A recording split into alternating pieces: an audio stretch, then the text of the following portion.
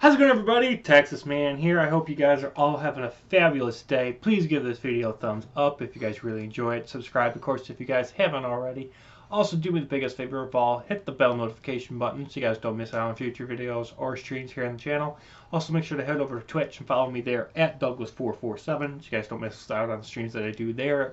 I try to stream at least once a week, whether it be for Destiny, Halo, Call of Duty, Battlefield, and a bunch of other fun games. And we're going to be talking about Disney's The Black Hole. We're going to be talking positives and negatives, and I'll give you guys my final review score at the very end. I do apologize for any noise in the background. I have some family over, and they are kind of noisy doing some things at the moment, so I do apologize for any background noise if there is any in this video. So this is, of course, PG, and it came out in 1979, and I had a friend of mine request me to watch this movie because it's on Disney Plus. Because it's a Disney movie, of course.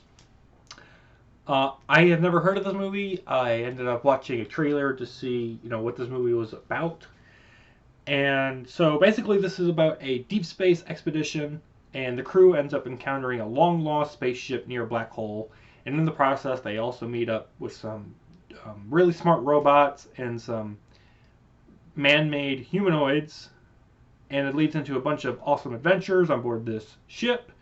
And it all climaxes into one film finale that was pretty average. This film was average. This definitely is one of the most unique science fiction thrillers that I have seen in quite a while. And it does have a good amount of action and adventure-like moments in it. And with that, I loved watching this movie and diving into the mysteries of the film and figuring out answers to them. Unfortunately, this film doesn't really wow me in the mystery department. Like, there's a good amount of mystery, but you're able to pretty much figure them out if you have a brain. There's nothing that's going to surprise you in this film at all. The ship designs, they're very similar to Alien, but they basically have a hint of like Disney color and charm to them to make it where it's like it's not so dark and dreary and spooky and haunting. It tries to be uplifting while also being creepy at times, which I really enjoyed. My favorite character in the film was the robot Vincent, just because he's able to crack jokes. He is very smart and intelligent. He has a funny charm to him. And he also has a lot of compassion for humans and mostly his human crewmates.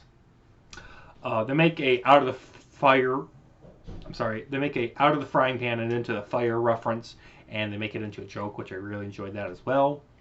This film also dives into the major question of, does the end justify the means? And that gets explored a lot in detail in this film, and it is basically the big question that is throughout about 80% of the film, and I really enjoyed them using that. Does the end justify the means as to what is acceptable for the greater good? And I really enjoyed that they did that in this film.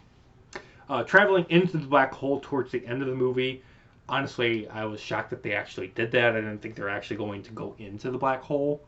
And when they did, it felt like a really bad and long roller coaster ride. And when the crew ends up getting to the other side of the black hole, it does give us some possible answers as to what could possibly exist on the other side of the black hole, while also being able to leave some things a mystery for the audience to theorize, to make theories on, and make it where what you think could be on the other side of the black hole could be different, and it allows for a lot of imagination, which I really enjoy as well. I would definitely at least watch this movie once, just because it is a very family-friendly movie, and it is a really cool space adventure.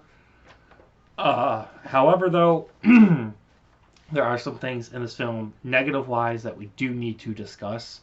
First of all, the soundtrack. There is really not a soundtrack in this movie, to be honest. I feel like it was basically one song on a loop. I'm gonna lose my voice. No, pause. So the soundtrack is basically one song, and it's on a loop. And I don't know why, but it feels like a mix of a bunch of knockoffs and ripoffs from Christmas classic films and a bunch of other subtle films. And I don't know why, but the soundtrack is depressing. It's really depressing. Especially for the opening scene. The opening credits is nothing but a black screen, and it's just playing the music. It's really boring, and it's depressing, and it makes you like, did I walk into the correct movie theater room? Am I watching the right movie? I thought I was watching Disney's The Black Hole, not Disney, not Disney's depressing nothing happens on screen film.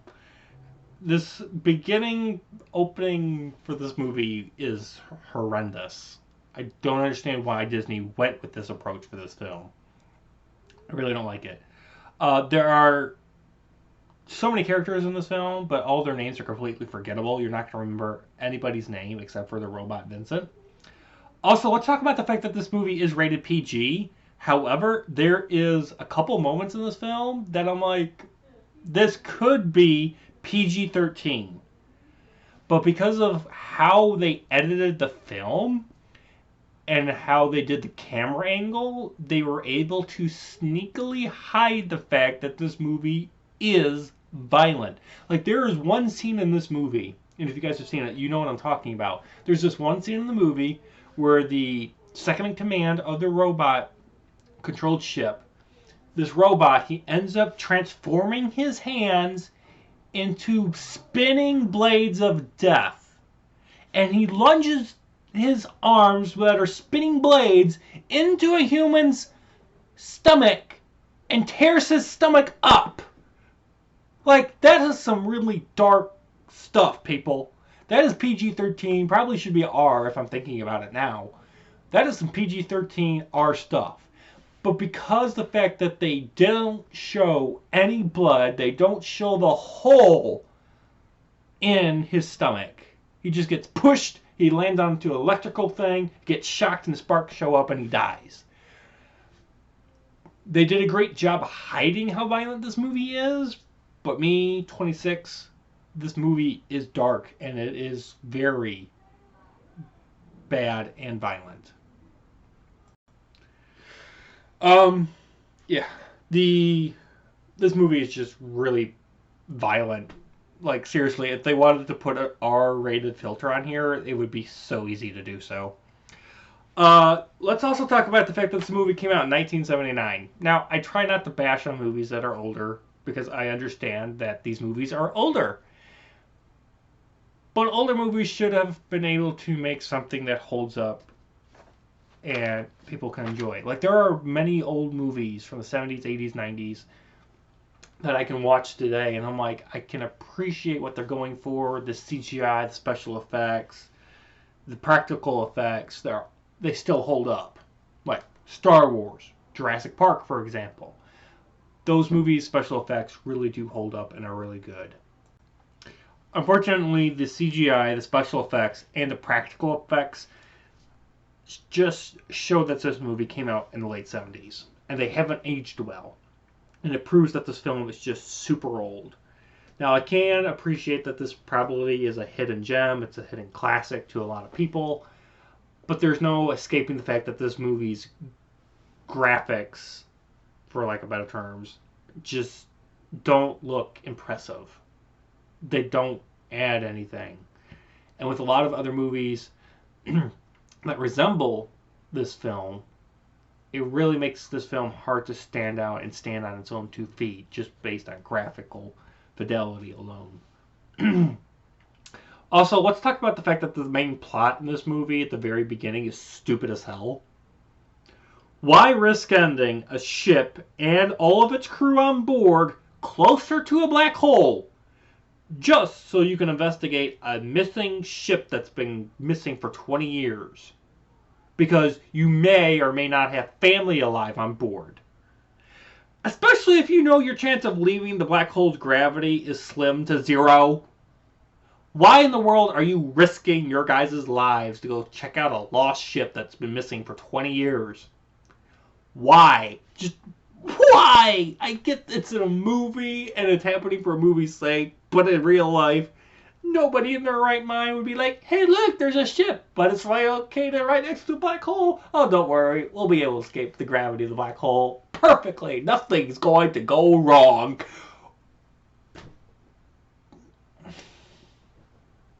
This doesn't make any sense to you, does it?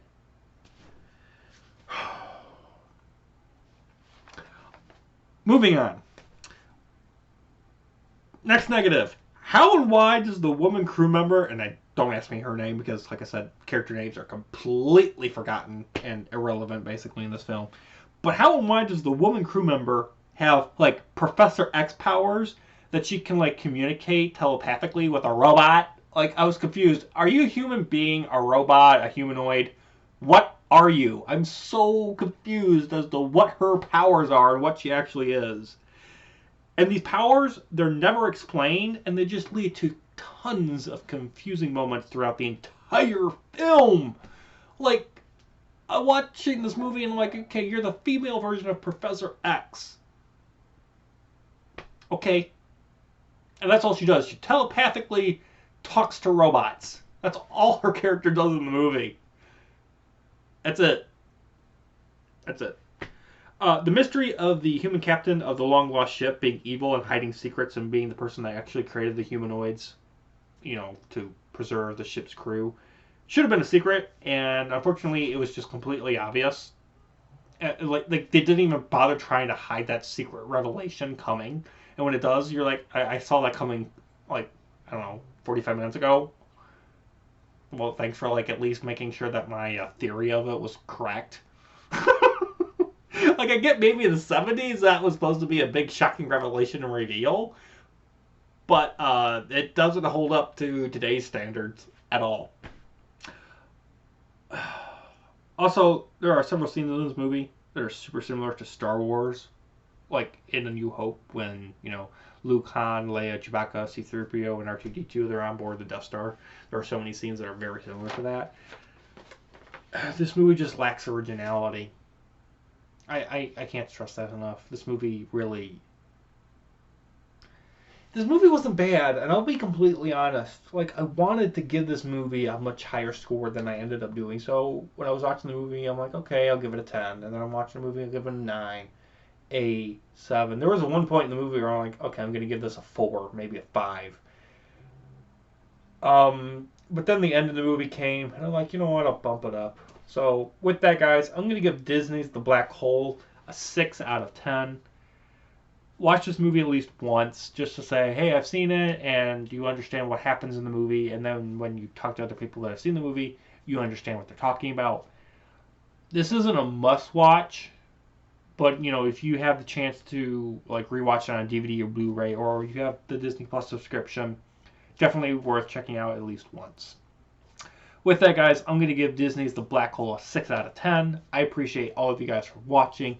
You guys all have a great day. Thanks for hanging out with me here in this video. You guys have a good one. Bye, guys.